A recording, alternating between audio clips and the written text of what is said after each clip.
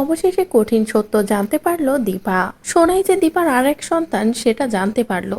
জানতে পেরে দীপা মনে মনে বলে, তার মানে আমি প্রথম থেকে ঠিক ছিলাম। আমার মনেই হয়েছিল যে সোনাই আমার আরেক সন্তান, কিন্তু মা বাবা আমাকে ঠকিয়েছে, আমাকে মিথ্যে বলেছে যে সোনা আমার সন্তান নয়। তবে এটা আমি আর মানবো না। সোনা যখন আমার সন্তান, সোনা আমার কাছেই থাকবে, ওই বাড়িতে সোনা থাকবে না। সোনাকে আমি আমার কাছে ফিরিয়ে নিয়ে আসবো বলেই দীপা চলে যায় সেনগুপ্ত বাড়িতে। সেনগুপ্ত বাড়িতে গিয়ে সোনাকে ডাকে এবং সোনা আসলেই সোনাকে বলে, চলো তুমি আমার সাথে যাবে। এদিকে সোনা বলে, ফুলমা আমরা কোথায় যাব? তখনই দীপা বলে, ফুলমা না, আজ থেকে তুই আমাকে মা বলে ডাকবি, আজ থেকে তুই আমার সাথেই থাকবি, আমার কাছে। বলে এই দীপা যখনই সোনাকে নিয়ে বেরোতে যাবে তখনই লাবণ্য এবং প্রবীর বাধা হয়ে দাঁড়ায়। এদিকে সূর্যও তো সোনাকে সোনার ঘরে খুঁজতে থাকে, কিন্তু কোনোভাবেই পায় না। এদিকে প্রবীর দীপাকে বলে, দীপা মা এই কাজটা তুমি করো না, সূর্য সোনাকে ছাড়া বাঁচবে না, ওকে বাঁচানো যাবে না। অন্যদিকে লাবণ্য তো কান্নাকাটি করতে থাকে। এদিকে দীপাও লাবণ্য এবং প্রবীর দুজনকে বোঝানোর চেষ্টা করে যে সোনাকে ছাড়া দীপাও থাকতে পারবে না।